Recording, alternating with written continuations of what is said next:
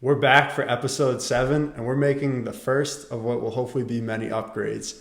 As you can see, we got a microphone this time, so let us know if the sound quality is better. Interesting story behind the microphone is I actually got it as part of a reward for winning an automation contest. So I got some free gear where I could sign into the company store online and order a few things. So this was one of them, and I guess the benefits of working for a tech company and doing a good job. Yeah, congrats to Davis, and we're upgrading the quality of our podcast. So hopefully in the coming weeks, we'll actually start looking more legit. But yeah, we're working on it. So let's go. And the microphone just looks cool, but it got me fired up. Just anytime you do something, and whether it's a big achievement or a small one, just to get something like this is pretty cool. Yeah, so we got a big week. It's going to be focused on Davis because Davis had a big race this past weekend. So we'll just dive into that and see where his key takeaways were, and we'll go from there. So, Davis, you want to take it away and tell us what you did this past Saturday? Let's do it. Yesterday, I attempted my first ultramarathon. I ran a total of 45 miles over just over 9 hours. So 9 hours and 5 minutes, I believe, to be exact. It was a race up in New Hampshire, the Ghost Train Trail Ultra, and it's set up so you can run as long as you want. And there would be people down there going for 100 miles or even more because they have a 30-hour time limit. So for me, my goal was to do about 50 miles. It came down, I could either do 3 15-mile laps or 4 15-mile laps. I ended up going with 3. It was a completely different experience on the trail. My legs were completely sore. It was also getting dark, so I'd have to get night equipment going. So I took the 45-minute training or 45-mile training run. And it was a solid day, but it was a great challenge. What were your biggest takeaways from, like if you had 3 big takeaways, or if you had any, what were they?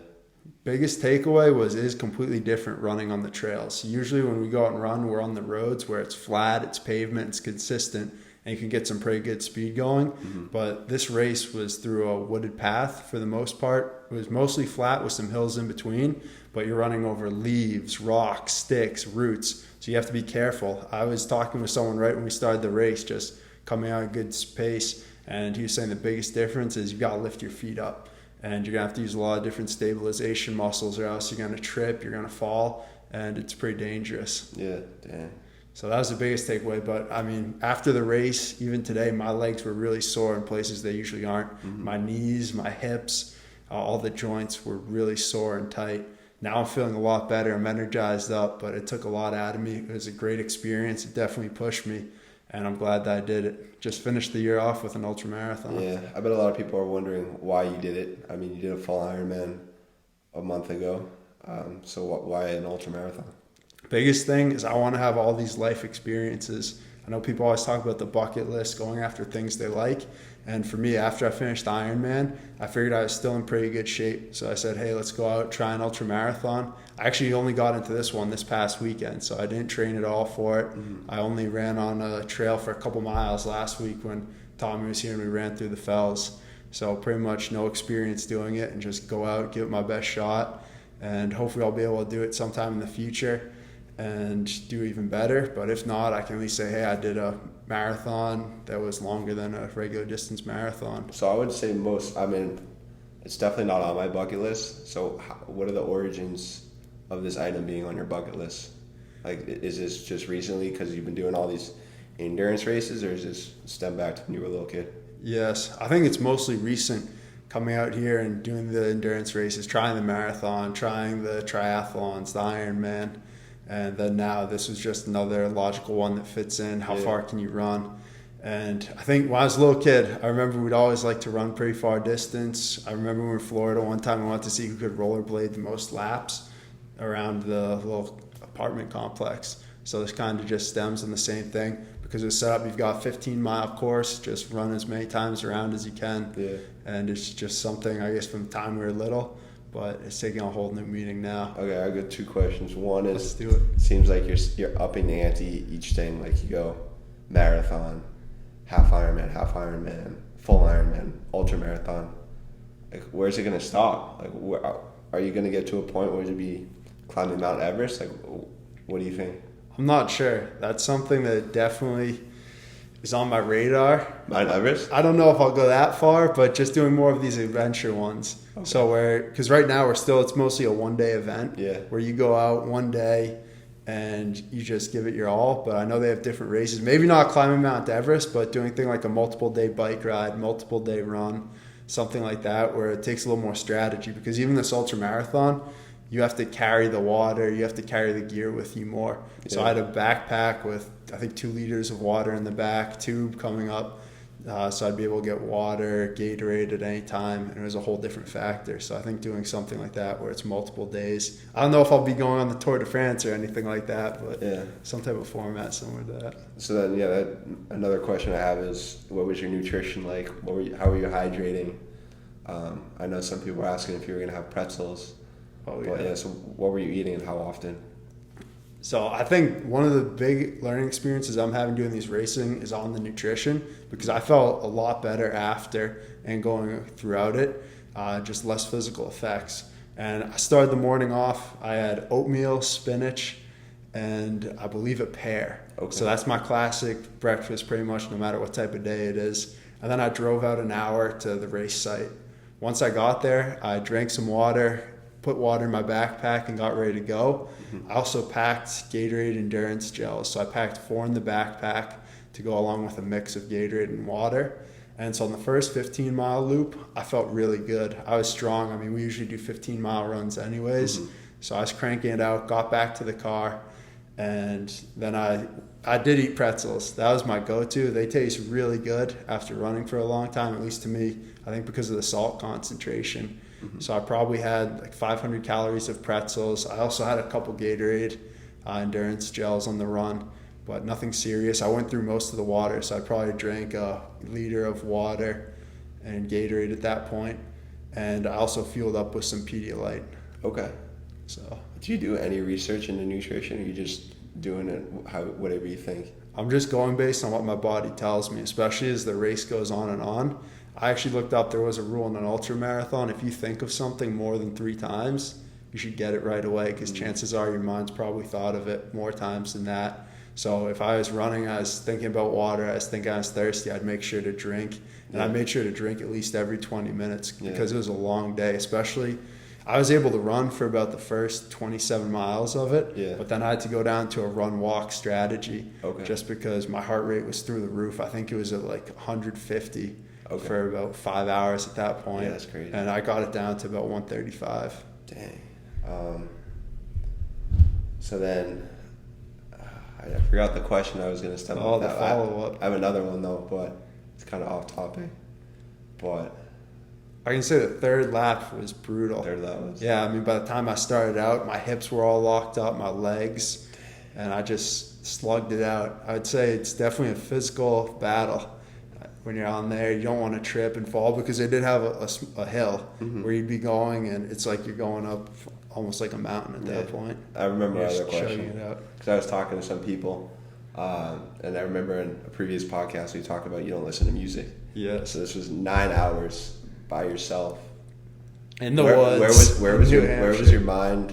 What were you just walk us through that? You think a lot on those. Think about what though? Think about what? I would say yesterday I was mostly just thinking about my strategy, my nutrition, and taking it in, because it's fall in New England. It's absolutely beautiful. You're going by lakes. It was at a campsite. You're going through woods. Cross a couple of streets as well, so you have to watch out for cars. But just paying attention to the trail, because it was called the Ghost Train Race. So they would have ghosts and other Halloween costumes, decorations set up so you could find the trail. One time I actually missed the trail. I went almost 100 yards off, and a lady yelled to me, "Hey, you got to get back here." So just really being focused, because I mean, there are other people who are doing it. There are about 300 or 400 people out there, but over a 15-mile course, you get spread out, and you just got to pay attention, because you never know who's on the course or animals. That makes sense, because you got to watch your footing so your mind kind of gets taken by that. Yes, especially the first lap, because I've never done this race before. It's basically like you're just going through the woods, and also just paying attention, checking my watch, making sure. I tried to start out at about a 9-minute per mile pace. I think I ended, it was like a 13-minute mile per pace by the end of it. That's crazy. But just sticking with it and making sure I got enough to eat and drink. Yeah, and then I guess another question I have is, we always have this debate about what's more impressive, just like feats of endurance by yourself or being the best at it. I personally think it's being the best, having that aspect of competition, because I go back to my cross country days and I think, oh yeah, it's you against, like some people do crazy endurance feats and they just say, oh, it's you against you.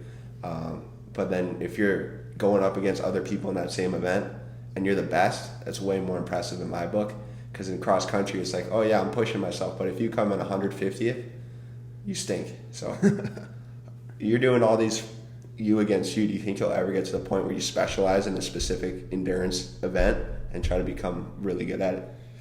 I don't think so. Just because at the end of the day, I'm not a pro athlete. I'm not going to just stay on one thing. I really do it for the life experiences, just trying new things, going to different places, and just challenging myself in different ways. But it is impressive. I mean, you would see people out there on the trail who are just running extremely fast. I'd say there's definitely a place for endurance with the people who can just go and go and go day after day. But I think you're right. In any sport, there's going to be someone who's the best and they're the most impressive. Yeah. I mean, yeah, there are some endurance races that are fast, like Lance Armstrong. Yeah, we're talking about a little about the Tour de France, where he's really fast, but he can do it day in, day out, short distance, long distance. At the highest level, bikers. Too. All right, is there anything, because you do a lot of times, like Goggins, are also a fan of him, but he takes a lot of these endurance activities and brings it into the other aspects of his life.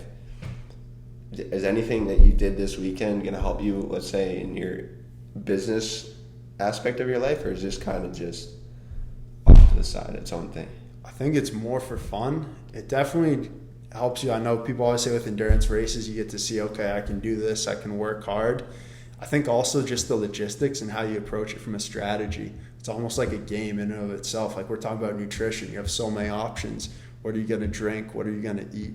So I think there definitely is an aspect where it takes strategic ability, just learning, experience, a lot of things that you would see in business anyways that people probably wouldn't talk to you about. Or I mean, if you have a long day at work, you may not be thinking 100% properly. You may not be in the best frame of mind to make a good decision. I think that's something that I didn't realize in these endurance races pops up because, I mean, there are going to be times where you're a little lightheaded, where you have to focus, make sure you're on the right path, and just think creatively and manage yourself. Was there any point you wanted to quit on Saturday? I would say I was going to finish it no matter what I had to do. It was just a matter of time. Like you're saying, you always want to be faster, you want to do better. I mean, I probably could have stayed if I wanted to go for the fourth lap. I probably would have had to walk a lot of it to get it done. But it's just at that point, is it worth it? I mean, because you're out there, you're supposed to run. If I have to go out there and walk that last lap, is it going to be worth it? So for me, without the training, also probably not taking enough rest time, I just figured 45 miles is good. It was the experience I wanted, and hopefully I get another crack at it. But if not, it's worth it. Yeah, just to be able to understand what that race is like. Was your mind? Did you callous your mind? I don't know if I calloused my mind. It definitely made me stronger. I can even say compared to doing the Ironman before, I think my body's recovered faster today. It was definitely stronger during the event. I mean, because we always talk about, you're going to have stomach pains, you're going to have leg problems. And my body was definitely able to get through it with less saying, I want to quit, like you're alluding to. But I would say overall, it's definitely going to help my fitness, just my overall health, hopefully for the long term. Hopefully I don't get overuse injuries, but just get all the insides, all the systems stronger. Nice. What are you going to do next? Next up, I think I'm going to have to rest. I think you probably, just what I'm thinking, and the people, friends, family, they think it's going to be best to just take a little time, recover. Yeah, winter's coming up, so you're going to bulk up, hit the weights?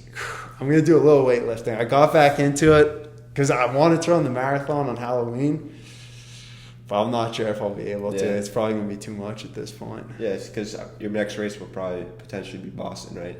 Hopefully, yes. Hopefully I'll be able to run the Boston Marathon as long as I can get a spot. Yeah, you want to just, because I got some questions, because Davis qualified to apply for a spot in the Boston Marathon, but they had it this past, last weekend or 2 weekends ago? Yes. Some people are asking, why isn't Davis running? So you want to just explain that whole situation? Sure. So I'm not an expert on it, but the Boston Marathon is such a popular race now that they only let in a certain number of people each year. And there are two ways to qualify. Either you can have a qualifying time in your age group, where if you run a good enough time, they'll say, hey, we'll let you in. Or alternatively, you can pledge to donate. So it goes for a great cause. Pick a charity, usually of your choice. Well, I think actually you probably donate to the Boston Marathon. But, Okay. You can either donate or you can try to run a fast enough time to get in.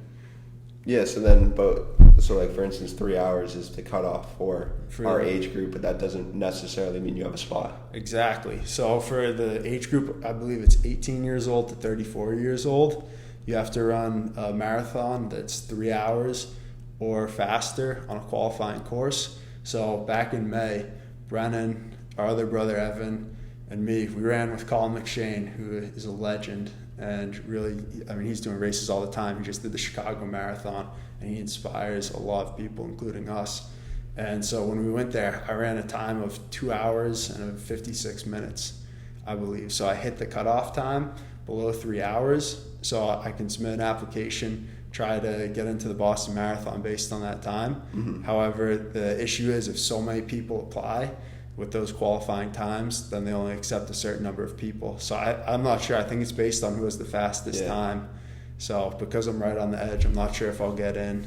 Yeah, there's limited spots, so we'll see. So that clears the air why he didn't run this past couple weeks, because I think those are all the people that qualified pre-COVID. I think so. I think those were probably all pre-COVID to get them back out to be able to run the course. But potentially we could see Davis in April.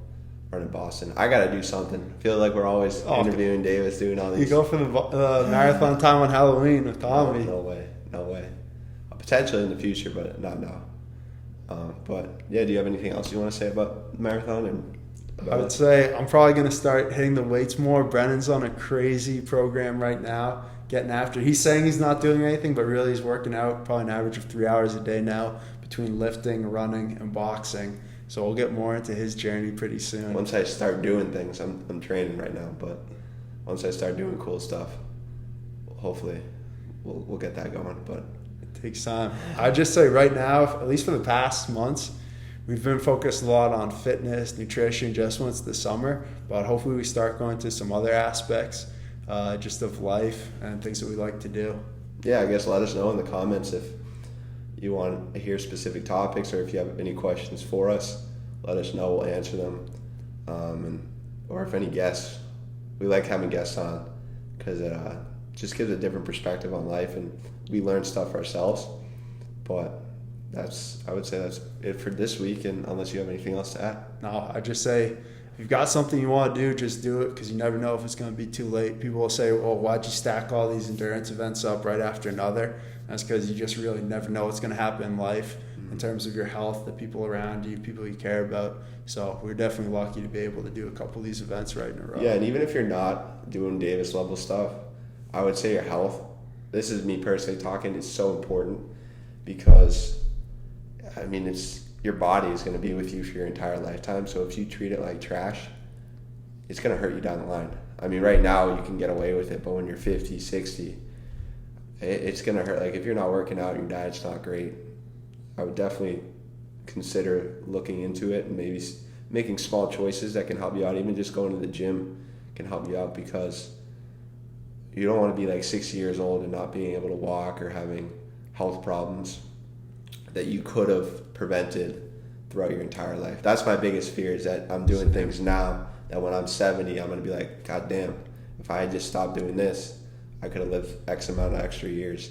So that's the biggest thing, is life is short. And I hear the thing, oh yeah, do whatever you want, life's short.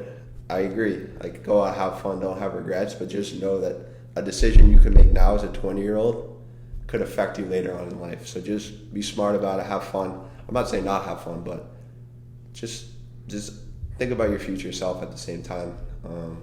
But yeah, we all have those nights where we go and have a good time. Oh yeah. But I would say if you don't prioritize your health, definitely look into things that you can do, such as walking, running. Running's a huge thing. Lifting weights, eating healthier, reading books. But yeah, that's my tidbit of advice. I'm slowly working on it. We're both working on it day by day. So creating good habits and living as long as we can. That's the goal. Long lives. Yeah, so hopefully when we're like 80, we're talking. We're still doing this on Sundays. But yeah, that's the whole. If not, have a great weekend. Or I hope you had a good weekend. And have a good week. We'll see you next week. See ya.